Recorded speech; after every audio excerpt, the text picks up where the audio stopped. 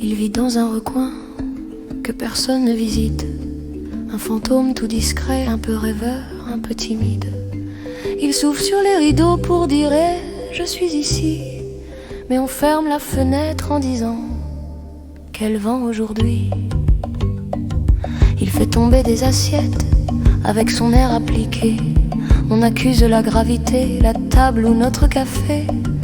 Il traverse les couloirs comme une brise légère, et nous on frissonne un peu, ça y est, c'est l'hiver.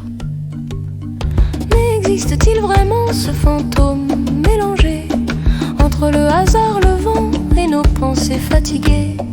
On ne sait plus très bien si c'est nous qui inventons ou si un cœur invisible attend juste un prénom.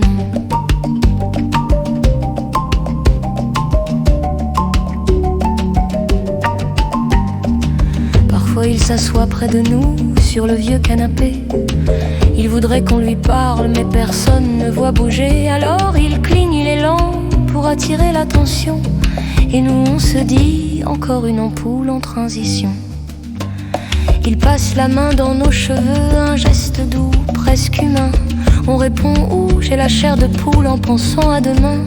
Il rit, mais en silence, un rire qui flotte et danse, car même les fantômes savent garder l'élégance.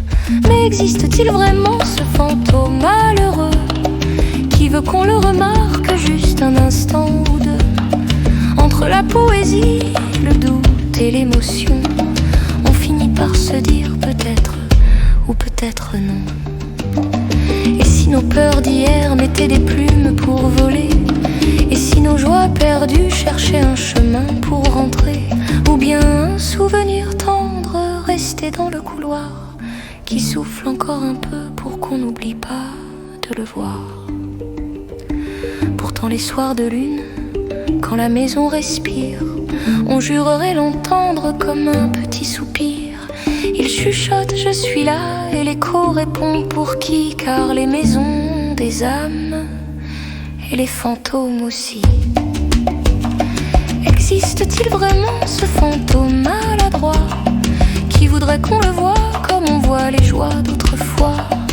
On ne saura jamais, mais au fond, qu'importe le nom, peut-être qu'il suffit d'y croire pour sa libération. Et si tu sens un frisson sans aucune raison, ce n'est peut-être pas le vent, juste une discrète attention. Un être qui persiste, tendre et un peu bancal, pour te rappeler que l'invisible, parfois, fait du bien au final.